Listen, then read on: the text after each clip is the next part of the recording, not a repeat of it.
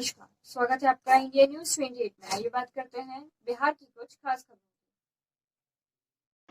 बिहार के रोहतास शहर के प्रख्यात शिक्षाविद एवं राजनीतिक विश्लेषक प्रोफेसर डॉक्टर तारकेश्वर सिंह, पूर्व विभागाध्यक्ष राजनीति शास्त्र वीर कुंवर सिंह विश्वविद्यालय आरा बिहार से इंडिया न्यूज 28 की खास मुलाकात। Bihar state head doctor Praveen Kumar Sinha द्वारा कोरोना त्रासदी से उत्पन्न संकट पर खास मुलाकात। इंडिया न्यूज 28 के सभी दर्शकों को नमस्कार, आदाब, सत श्री अकाल। आज हमारा देश विश्व त्रासदी कोरोना से गुजर रहा है। न जाने कितने लोग असमय काल के गाल में जा रहे हैं। इसी संदर्भ में बातचीत की कड़ी में हमारे बीच उपस्थित हैं सासाराम शहर के जाने माने राजनीतिक विशेषज्ञ एवं पूर्व के विभागाध्यक्ष डॉक्टर प्रोफेसर तारकेश्वर सिंह जी।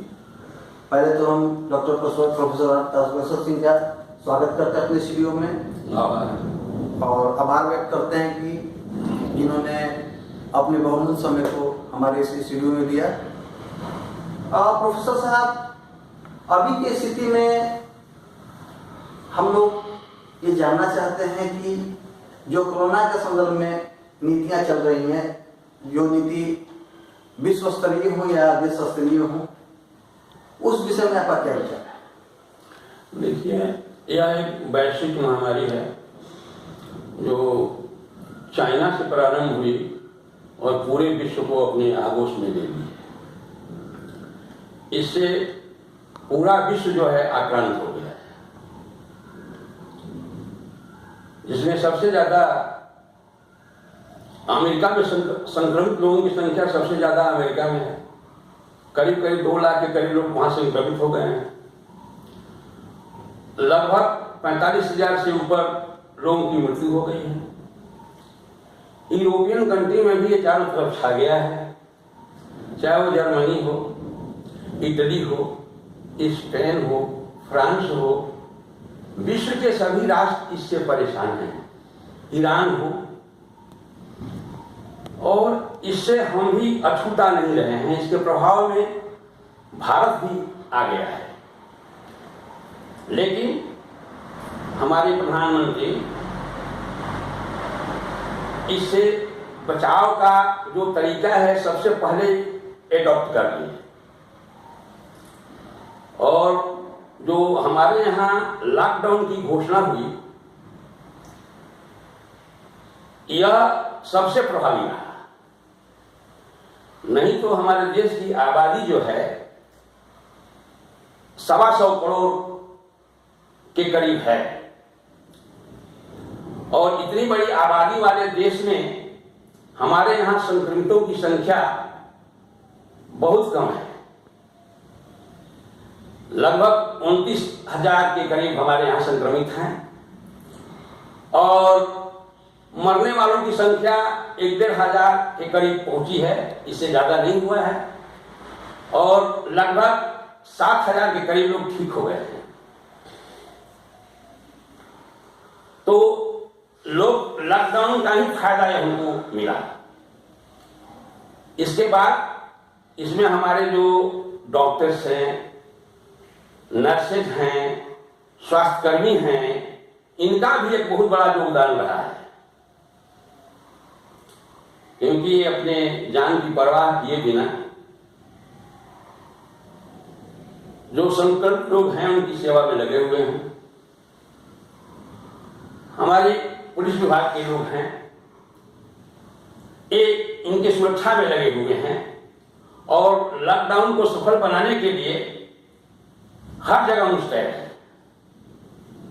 इसी का परिणाम है कि यह बीमारी हमारे यहाँ अवश्य आई है और लोगों को संक्रमित बना रही है, लेकिन जितना बृहद पैमाने पर होना चाहिए वह नहीं हो पाया है। इसको हमने रोक दिया है। हम लोग इसको रोके हुए हैं, इसको ज्यादा फैलने नहीं दे रहे हैं। ये इसका फायदा लॉकडाउन का ही फायदा है।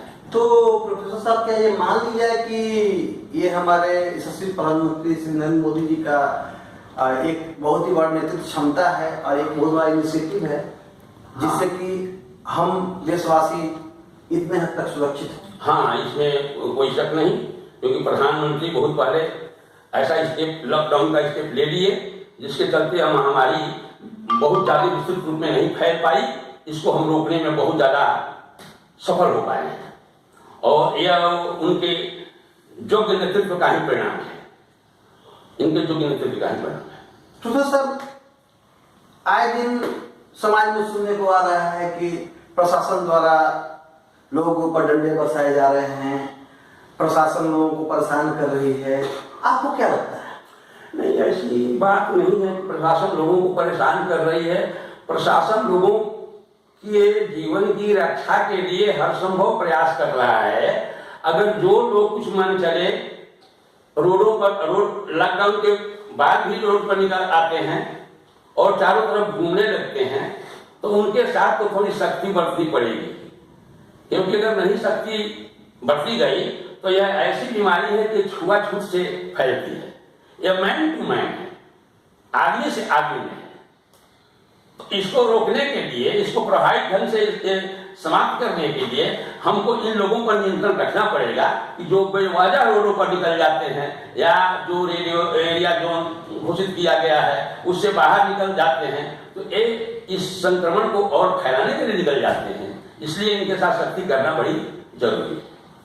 प्रोफेसर साहब, साथ ही साथ एक सवाल और भी जुड़ता है कि इस वैश्विक महामारी में चिकित्सकों के भूमिका के बारे में आप क्या कहना चाहते हैं?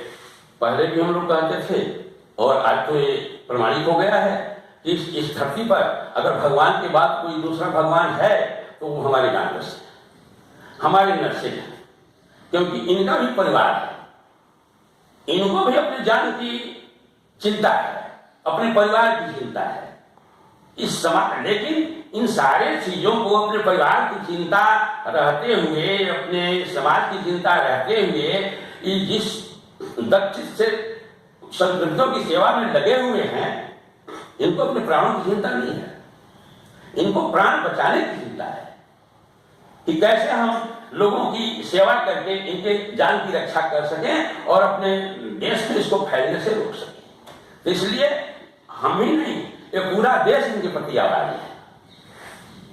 एक अंतिम सवाल प्रोफेसर साहब, जो हम लोग के देश के स्वाभिमान और हमारे देश के आर्थिक स्थिति से जुड़ी हुई है, आप इस वैश्विक महामारी में अगर हम विश्व की बात करें तो पूरा विश्व अभी की स्थिति में एक बहुत ही बड़े आर्थिक संकट से गुजर रहा है, और चूंकि हिंदुस्तान में जहां तक जनसंख्या 135 करोड़ है और हम ये बात मानते हैं कि हमारा हिंदुस्तान अभी डेवलपिंग कंट्री है, बहुत सारी परेशानियां हैं। इस बीच में एक राजनीतिक शास्त्र के ज्ञाता होने के नाते आप हमारे देश के उन अफसरानों को, उन लोगों को जो देश को चला रहे हैं, उनको क्या मैसेज देना चाहेंगे? देखिए, जब कोई बहुत बड़ा संकट देश पर आ जाता है तो उस समय कुछ नुकसान भी उठाना पड़ता है, क्योंकि जीवन भी जरूरी है, तो हमारी इकोनॉमी भी जरूरी है।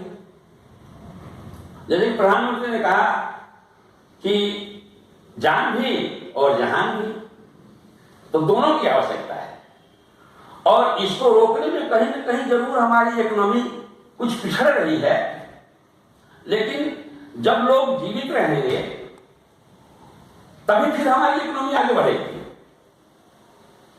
अगर लोग रहेंगे ही नहीं तो फिर हम किस इकोनॉमी की बात करेंगे? इसलिए थोड़ा नुकसान को बर्दाश्त करते हुए अभी हमको लोगों के जीवन की रक्षा करनी है, ताकि हमारा देश सकुशल ढंग से इस आपत्ति से बाहर निकल आए।